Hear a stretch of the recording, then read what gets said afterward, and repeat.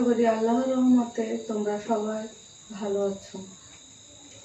শিমুরেচা MP college কর্তৃক আয়োজিত online ক্লাসে তোমাদেরকে স্বাগত জানাচ্ছি। আমি শামসুন নাহার, প্রভাষক ICT, Shimurecha MP college, Moutala, Kaliganj, Satkhira. আজকে আমাদের পাঠ্য বইয়ের পাঠ্য বিষয় থাকবে রোবোটিক্স। গত ক্লাসে আমরা কৃত্রিম বুদ্ধিমত্তা এবং এক্সপার্ট সিস্টেম সম্পর্কে আলোচনা করেছিলাম। শিক্ষার্থীবৃন্দ, কৃত্রিম বুদ্ধিমত্তা এবং এক্সপার্ট সিস্টেম এবং রোবোটিক্স এই তিনটি একে অপরের সাথে ওতপ্রোতভাবে জড়িত। অর্থাৎ রোবোটিক্সের মধ্যে যে উপাদানগুলোর প্রয়োজন, যে সিস্টেমের মাধ্যমে রোবটটি তৈরি করা হয়, সেটি কৃত্রিম বুদ্ধিমত্তার মাধ্যমে আসে, এক্সপার্ট সিস্টেম থেকে নেওয়া হয়। তো আমরা গত ক্লাসে যেহেতু কৃত্রিম বুদ্ধিমত্তা এবং এক্সপার্ট সিস্টেম সম্পর্কে আলোচনা করছিলাম, তো আজ আমরা আলোচনা করছি রোবট সম্পর্কে। তো রোবট আসলে কি? তো আমাদের পাঠ্য বিষয়, তাহলে আমাদের আজকের বিষয় হচ্ছে রোবট।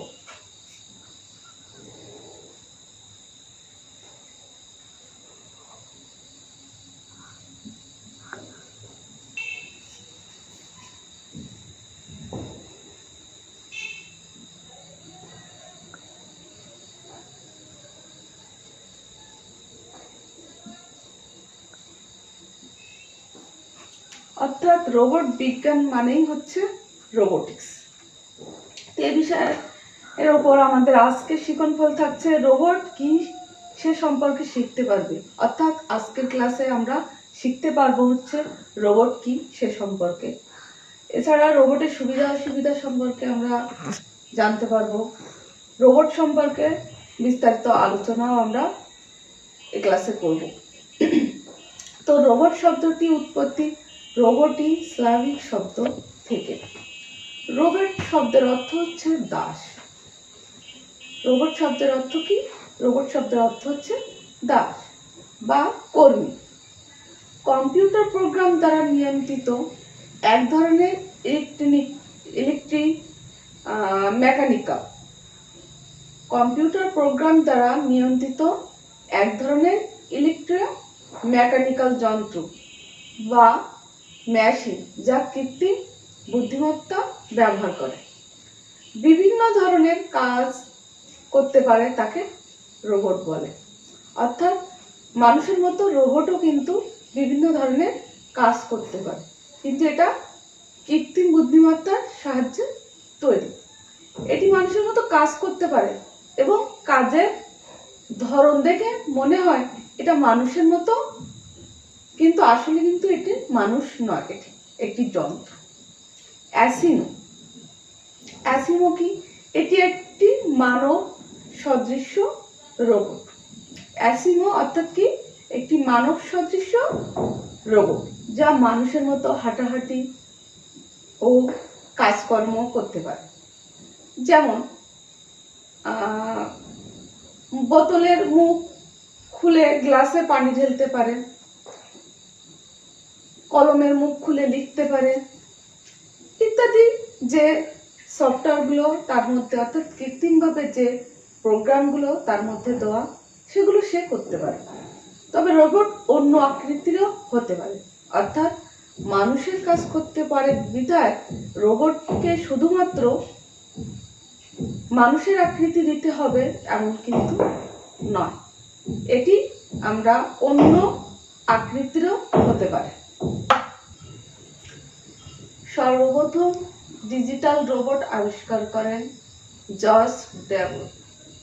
কে সর্বপ্রথম আবিষ্কার করেন রোবট? জর্জ ডেবল। সর্বপ্রথম ডিজিটাল রোবট আবিষ্কার করেন জর্জ ডেবল।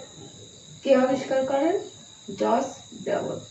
এজন্য জর্জ ডেবলকেই রোবোটিক্সের জনক বলা হয়। তাহলে শিক্ষার্থীরা, রোবটের জনককে জর্জ ডেবল, এবং রোবট প্রথমে কে আবিষ্কার করে? জর্জ ডেবল। রোবট হতে পারে পুরোপুরি স্বয়ংক্রিয়, আধা স্বয়ংক্রিয় অথবা মানব নিয়ন্ত্রিত। অর্থাৎ রোবট স্বয়ংক্রিয় হতে পারে, আধা স্বয়ংক্রিয় এবং মানব দ্বারা নিয়ন্ত্রিত হতে পারে। তাই রোবট একটি প্রোগ্রাম কন্ট্রোল ডিভাইস, অর্থাৎ রোবট কন্ট্রোল ডিভাইসের মাধ্যমে, রিমোটের মাধ্যমে চালিত হয়। রোবটের সরাসরি সংজ্ঞা দিতে গেলে আসলে দাঁড়ায়, রোবটের সংজ্ঞা দিতে গেলে আমাদের বলতে হয় যে তড়িৎ যান্ত্রিক কাঠামো কোনো কাজ করতে সক্ষম, সেটি আসলে রোবট। রোবট কি? যে তড়িৎ যান্ত্রিক কাঠামো কোনো কাজ করতে সক্ষম, সেটি রোবট। সেন্সরের সাহায্যে মূলত সেন্সরের সাহায্যে নিজে নিজে ওপেন হতে পারে এমন অটোমেটিক ডোরকে রোবট না বলে ইন্টেলিজেন্ট সিস্টেম বলা হয়। নিত্য নতুন প্রয়োজনে উন্নত প্রযুক্তি ব্যবহার করে নতুন নতুন ডিজাইন করে আমরা বিভিন্ন ধরনের রোবট তৈরি করছি। আমাদের প্রয়োজনে নতুন নতুন প্রযুক্তির মাধ্যমে নতুন নতুন ফরম্যাটে আমরা কি তৈরি করছি? রোবট। রোবটের নিজস্ব কোনো বুদ্ধি আসলে কিন্তু নাই। মানুষ তার প্রয়োজনে রোবটে তৈরি করছে এবং প্রতিটি কাজের জন্য পৃথক পৃথকভাবে নির্দেশনা রোবটের মেমোরিতে পূর্ব থেকে ঠিক করে দিচ্ছে। যেমন আমি বলছিলাম কৃত্রিম বুদ্ধিমত্তার ক্ষেত্রে যে তাকে যদি দাবা খেলার প্রোগ্রাম দেওয়া হয় তাহলে রোবট শুধু দাবাই খেলতে পারবে, কিন্তু লুডো খেলা সহজ হলেও সে পারবে না। কারণ আমরা আমাদের প্রয়োজনেই রোবটের মধ্যে কৃত্রিমভাবে প্রোগ্রাম ঢুকিয়ে দিচ্ছি এবং যে প্রোগ্রামটা তাকে দেওয়া হবে সে শুধু সেই প্রোগ্রাম অনুসারে কাজ করবে। অত্যন্ত দ্রুততার সাথে রোবট কাজ করে, অর্থাৎ মানুষ ক্লান্ত হয় কিন্তু রোবট কিন্তু ক্লান্ত হয় না। সে দ্রুত, ক্লান্তিহীন এবং অতি নিখুঁতভাবে তার স্বয়ংক্রিয় আধুনিক যন্ত্রের মাধ্যমে কাজ করে যায়। রোবট বিভিন্ন ক্ষেত্রে আসলে ব্যবহার করা হচ্ছে বর্তমান যুগে। মেডিকেল অর্থাৎ চিকিৎসা ক্ষেত্রে আমরা রোবট ব্যবহার করছি। দুর্ঘটনা এড়াতেও আমরা দেখা যাচ্ছে নানান রকমের ভারী কাজে রোবট ব্যবহার করি। আসলে দেখা যাচ্ছে আমরা দুর্ঘটনা কবলিত স্থান থেকে অনেক সময় আমরা অনেক মানুষকে পাই হাত পা যাদের থাকে না, এক্ষেত্রে আমরা তাদেরকে কৃত্রিমভাবে হাত এবং পা ইত্যাদি দিয়ে প্রতিস্থাপিত করি। ইদানিং সার্জারিতেও কিন্তু রোবট বহুলভাবে ব্যবহৃত হচ্ছে। শিল্পক্ষেত্রে, শিক্ষাক্ষেত্রেও আমরা রোবট ব্যবহার করে থাকি।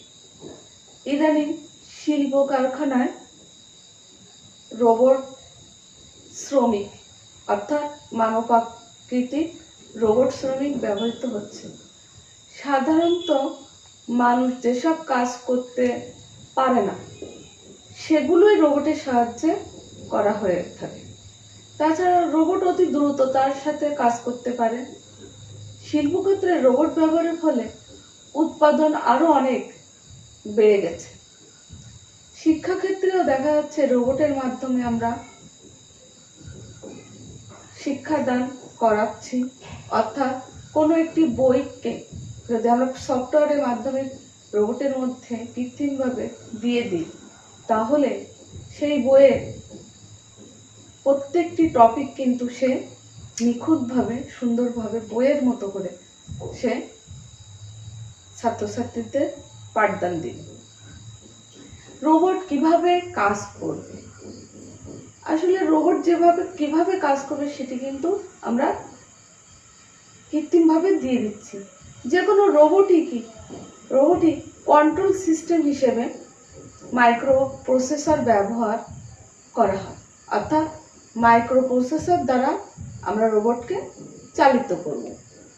অ্যানালগ সিগন্যালকে ডিজিটাল সিগন্যালে রূপান্তর করার জন্য কনভার্টার ব্যবহার করা হয়। অর্থাৎ রোবট কিন্তু আমাদের ভাষা বুঝবে না, আমাদের ভাষাটা হচ্ছে অ্যানালগ পদ্ধতি। তো এই অ্যানালগ পদ্ধতিতে আমরা একটা প্রোগ্রাম তৈরি করে সেটিকে ডিজিটাল পদ্ধতিতে আমরা কি করব, কনভার্ট করব, করে তাকে আমরা কাকে দিব, রোবটকে দিব, প্রতিস্থাপন করব। এবং রোবট যেটা করবে সেটাও কিন্তু সে ডিজিটাল পদ্ধতিতে ডিজিটাল সিগন্যালের মাধ্যমে করবে, কিন্তু আমরা সেটা তার মুখ দিয়ে অ্যানালগ ভাবে পাবো, অর্থাৎ কনভার্টার সিস্টেম হবে। মাইক্রোপ্রসেসর শুধুমাত্র ডিজিটাল সিগন্যাল প্রসেস করতে পারে, এছাড়া কাজের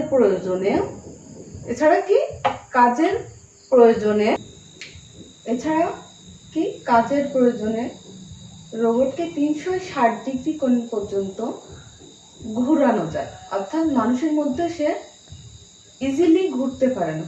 কাজের প্রয়োজনে রোবটকে 360 ডিগ্রি কোণ পর্যন্ত ঘুরানো যায়, অর্থাৎ ঘুরিয়ে কাজ করানো যায়। রোবটের সাথে অন্যান্য ডিভাইসের যোগাযোগ করার জন্য বিভিন্ন ধরনের কমিউনিকেশন সিস্টেম ব্যবহার করা হয়, অর্থাৎ রোবটকে কাজ করানোর জন্য বিভিন্ন ধরনের ডিভাইস ব্যবহার করতে হয়। Sensor, Bluetooth, network, internet, wifi ইত্যাদি কমিউনিকেশন, ইথারনেট ব্যবহার করা হয়ে থাকে। অর্থাৎ তাকে সচল রাখার জন্য, কাজ করানোর জন্য আমরা এই ওয়াইফাই পদ্ধতি, ইন্টারনেট পদ্ধতির মাধ্যমে তাকে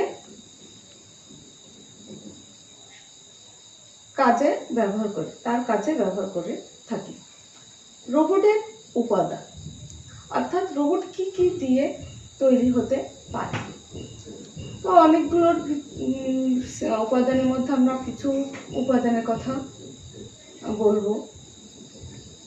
পাওয়ার সিস্টেম, রোবটের তৈরি করার জন্য প্রথম যে উপাদানটা প্রয়োজন সেটি হচ্ছে পাওয়ার সিস্টেম। এছাড়া আছে ইলেকট্রনিক সিস্টেম, অর্থাৎ ইলেকট্রনিক সিস্টেম ছাড়াই কিন্তু রোবট কখনোই সম্ভব না। এছাড়া আছে ঘূর্ণায়ন বডি, অর্থাৎ তাকে ঘুরানো চলাফেরানো করার জন্য একটা ঘূর্ণায়ন বডি প্রয়োজন।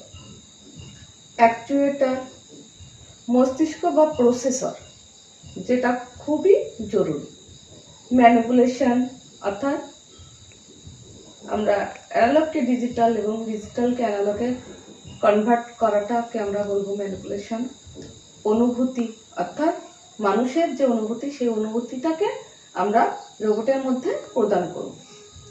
ইত্যাদি উপাদান আমাদের আসলে রোবট তৈরি করতে খুবই গুরুত্ব রাখে এগুলো। এছাড়া আমরা জানি ইতিমধ্যে আমাদের মাঝে নানান রকমের রোবট তৈরি হয়েছে। তো আমাদের বাংলাদেশেও আমরা একটি রোবটের সাথে আমাদের প্রধানমন্ত্রী শেখ হাসিনা কথা বলছিল, সাক্ষাৎ করেছিল, তাকে আমন্ত্রণ জানিয়ে। সে হচ্ছে রোবট সোফিয়া। কে? Robot Sophia. সোফিয়া হচ্ছে একটি সামাজিক রোবট। কি রোবট? সামাজিক রোবট, যার কৃত্রিম বুদ্ধিমত্তা রয়েছে। এটি খাপ খাইয়ে ভাব বিনিময় করতে পারে, অর্থাৎ কোনো একটি কথা বলার পর পরবর্তী কি কথা বলে তাকে উত্তর দেওয়া লাগবে সে সেটি বলতে পারবে। এটাই হচ্ছে তার অনুভূতি। এছাড়া দেখা যায় রোবট সোফিয়া হংকং ভিত্তিক প্রতিষ্ঠান হ্যানসন রোবোটিক্স এর প্রতিষ্ঠাতা, অর্থাৎ রোবটের প্রতিষ্ঠাতাকে হ্যানসন। তিনি সোফিয়া তৈরি করেন। কে? ডেভিড হ্যানসন সোফিয়া তৈরি করেন। সোফিয়া হলো প্রথম রোবট যেটি সৌদি আরব থেকে প্রথম নাগরিকত্ব লাভ করেন, অর্থাৎ মানুষ না হয়েও মানুষের মতো নাগরিকত্ব লাভ করেছে সোফিয়া, এবং তাকে এই নাগরিকত্ব স্বীকৃতি দান করেছে কোন দেশ? সৌদি আরব। শিক্ষার্থীবৃন্দ, আমরা আমাদের এই ক্লাসের সাথে সাথে আমরা বইতে প্রচুর পড়াশোনা করব, কারণ আমাদের এমসিকিউতে অনেক রকমের প্রশ্ন আসবে, যেগুলো দেখা যাচ্ছে আমাদের শুধুমাত্র এই ভার্চুয়াল ক্লাসে সম্ভব নাও হতে পারে। এজন্য আমরা পাশাপাশি অবশ্যই বই পড়ব, তাই তো? যেমন একটা প্রশ্ন আসতে পারে যে সোফিয়া যে একটি সামাজিক রোবট, তাকে কে প্রথম নাগরিকত্ব দান করেন? তো সৌদি আরবই প্রথম তাকে নাগরিকত্ব দান করেন। তো আমরা বইতে বা আমাদের এই ক্লাসগুলো, ভার্চুয়াল ক্লাসগুলো যদি বারবার দেখি, তাহলে এই সম্পর্কে আমরা ব্যাপক একটা জ্ঞান অর্জন করতে পারবো। আসলে রোবট তৈরি করতে গেলে আমাদের ছোট ছোট সেন্সর, ক্যামেরা, চিপ, ওয়াইফাই নেটওয়ার্কের মাধ্যমে ইত্যাদির মাধ্যমে আমাদের এই রোবোটিক্সকে বাধা স্বয়ংক্রিয়ভাবে চালিত করতে হবে। রোবটকে অর্থাৎ সোফিয়াকে চালনা করার জন্য যেমন আমাদের ওয়াইফাই লাগছে, ব্লুটুথ, ইনফ্রারেড ব্যবহার করছে, ঠিক তেমনি রোবট সোফিয়াও যখন মানুষের সাথে কথা বলছে, প্রত্যুত্তর করছে, তখন যে শব্দগুলো ব্যবহার করছে বা একটা কথার পর কিভাবে অন্য কথাটা বলতে হবে, এটা সে অর্জন করছে কিভাবে? এটা সে ক্লাউড প্রযুক্তি ব্যবহার করছে, অর্থাৎ ক্লাউড কম্পিউটিং এর মাধ্যমে এক্সপার্ট সিস্টেমের মাধ্যমে যে তথ্যগুলো রাখা আছে, সেখান থেকে সে তথ্যগুলো কালেক্ট করে প্রতি উত্তর দিচ্ছে। এছাড়া রোবট আজুমা হিকারি কথা আমরা জানি। আজুমা হিকারি কি? আমরা জানি জাপান প্রতিষ্ঠান ভিনক্লু ডিজিটাল প্রযুক্তি দিয়ে ভার্চুয়াল ওয়াইফ বা কৃত্রিম স্ত্রী তৈরি করে। কে করে? জাপানি প্রতিষ্ঠান ভিনক্লু ডিজিটাল প্রযুক্তি প্রয়োগ করে একটা ভার্চুয়াল ভাবে একটা ওয়াইফ অর্থাৎ কৃত্রিম স্ত্রী তৈরি করে, যেখানে দেখা যাবে হলোগ্রাফিক্স পর্দায়। আমরা আজুমা হিকারিকে কোথায় দেখব? হলোগ্রাফিক্স পর্দায়। আজুমা হিকারি একাধিক মাইক্রোফোন, ক্যামেরা ও সেন্সরের সাহায্যে যোগাযোগ করতে পারবে। অর্থাৎ কি? এটি সম্পূর্ণ নেটওয়ার্ক, ইন্টারনেটের মাধ্যমে পরিচালিত হবে। যোগাযোগের মাধ্যম হচ্ছে কি? Bluetooth, wifi, internet, infrared.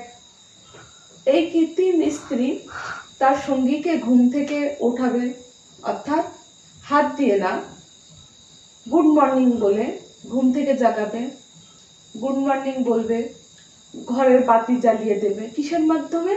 সেন্সরের মাধ্যমে, রিমোটের মাধ্যমে, ক্যামেরার মাধ্যমে সে দেখবে তার সঙ্গী কি করছে, তো ঘরের বাতি জ্বালাতে বা নিভাতে পারবে, এসি দিতে পারবে। এছাড়া সে নানান বিষয়ে তার সাথে মত বিনিময় করবে, তার সাথে বসে কফি খাবে, অর্থাৎ তার সঙ্গী যখন কফি খাবে, সে অ্যাক্টিং এর মাধ্যমে দেখাবে যে সেও কফি খাচ্ছে। তার সঙ্গী যখন অফিসে কাজ করবে, মাঝে মাঝে আজুমা হিকারি তাকে মেসেজ দিয়ে সঙ্গ দিবে। এমনও রোবট আমাদের মধ্যে ইতিমধ্যে কিন্তু চলে আসছে। তার নাম কি? আজুমা হিকারি। এই আজুমা হিকারি একটা হলোগ্রাফিক্স পর্দায় দেখব, এবং এটি আবিষ্কার করছেন কে? জাপানি প্রতিষ্ঠান। রোবটের ব্যবহারের ক্ষেত্রে দেখা যাচ্ছে নানান রকমের সুবিধাও যেমন আছে, ঠিক পাশাপাশি কিছু অসুবিধাও কিন্তু আছে। যেমন আমরা কোন কোন ক্ষেত্রে ব্যবহার করছি, অর্থাৎ সুবিধা ভোগ করছি। ওয়েল্ডিং ও ঢালাই কাজে রোবটের ব্যবহার অত্যন্ত ফলপ্রসূ, কারণ এগুলো অনেক ঝুঁকিপূর্ণ। ঢালাই কাজ, ওয়েল্ডিং করা, এটা আমরা রোবট ব্যবহারে করতে পারি। শিক্ষা, গবেষণা, বিনোদনের ক্ষেত্রে রোবট ব্যবহৃত হচ্ছে। কলকারখানায় বিপজ্জনক কাজের দুর্গম পথে, যেমন মহাকাশ অভিযানেও আমরা কিন্তু রোবট ইতিমধ্যে ব্যবহার করছি। ইদানিং মহাকাশ গবেষণায় মানুষের পরিবর্তে রোবট ব্যবহৃত হচ্ছে, তাই তো শিক্ষার্থীরা? এছাড়া চিকিৎসা ক্ষেত্রে সার্জারি কাজে আমরা মানুষের পাশাপাশি রোবটকে ব্যবহার করছি। অনেক সময় দেখা যাচ্ছে যে মানুষের মধ্যে হয়তো কিছু একটা ভুলভ্রান্তি হতেই পারে, কিন্তু রোবট কিন্তু কখনো ভুল করে না, যদি তার প্রোগ্রামটা সঠিক থাকে। তো এইরকম আমরা নানান রকমের সুবিধা কিন্তু রোবটের মাধ্যমে পেয়ে থাকি। ঠিক তেমনিভাবে রোবট ব্যবহারের ফলে কিছু অসুবিধাও কিন্তু আমরা ভোগ করি। যেমন রোবট সফটওয়্যার নিয়ন্ত্রিত, অর্থাৎ কৃত্রিম বুদ্ধিমত্তাকে প্রোগ্রামের মাধ্যমে রোবটকে দেওয়া হয়। তো রোবট যেহেতু সফটওয়্যার নিয়ন্ত্রিত, তাই স্বাধীনভাবে সে চিন্তা করতে পারে না। স্বাধীনভাবে তাকে চিন্তা করতে গেলে